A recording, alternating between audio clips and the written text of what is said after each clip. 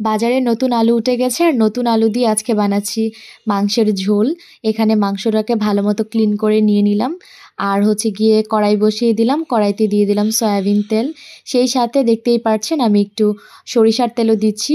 দুইটা তেল যদি আমরা মিক্স করে দেই তাহলে কিন্তু সরিষার তেলের ঝাঁঝালো ফ্লেভারটাও লাগবে না, আর সেই সাথে মাংসের স্বাদটাও কিন্তু ডাবল হয়। এখানে তেলটা গরম হয়ে যাওয়ার পরে দিয়ে দিলাম পেঁয়াজ কুচি, আর পেঁয়াজ কুচি দিয়ে ভালো মতো আমি একটু নাড়াচাড়া করে মিশিয়ে নিচ্ছি। ভাজবো যতক্ষণ না পর্যন্ত পেঁয়াজটা ব্রাউন কালার হয়ে যায়। পেঁয়াজটা একটু যাতে সফট হয় সেজন্য আমি ফার্স্টেই লবণটা দিয়ে দিলাম। লবণটা দেওয়ার পরে এখানে দিয়ে দিলাম আস্ত একটা গোটা রসুন, আর সেই সাথে দিলাম রসুনের পেস্ট।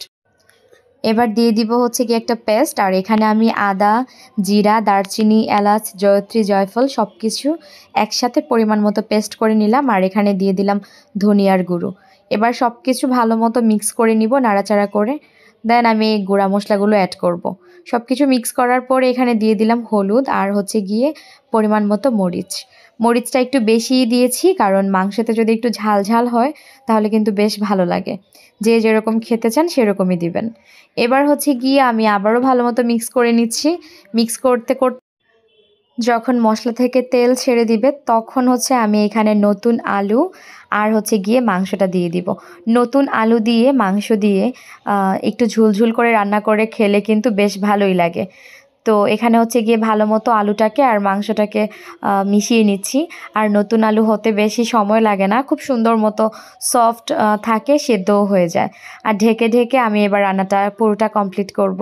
এখানে হচ্ছে গিয়ে ঢাকনা দিয়ে দিয়েছিলাম, ঢাকনা উঠিয়ে তারপরে হচ্ছে আমি একটু নাড়াচাড়া দিয়ে দিচ্ছি।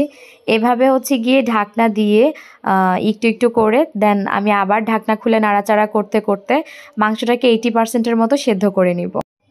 মাংসটা প্রায় হয়ে এসেছে, আর এই যে দেখতেই পাচ্ছেন তেল ছেড়ে দিয়েছে, একদম ভাজা ভাজা হয়ে গেছে। এই পর্যায়ে যদি নামিয়ে ফেলেন তাহলেও কিন্তু খেতে খারাপ লাগবে না, কিন্তু যেহেতু নতুন আলু দিয়ে ঝোল করব ভাবছিলাম সেজন্য আমি এখানে পানি দিয়ে দিলাম। এবার হচ্ছে গিয়ে পানিটা দেওয়ার পরে 5 থেকে 7 মিনিট পরে বলক চলে আসছে, আর আমি পরিমাণ মতো হচ্ছে ঝোল রেখে আমি নামিয়ে নিব। আর এই তো হয়ে গেছে একদম পারফেক্ট নতুন আলু দিয়ে মাখা তরকারি।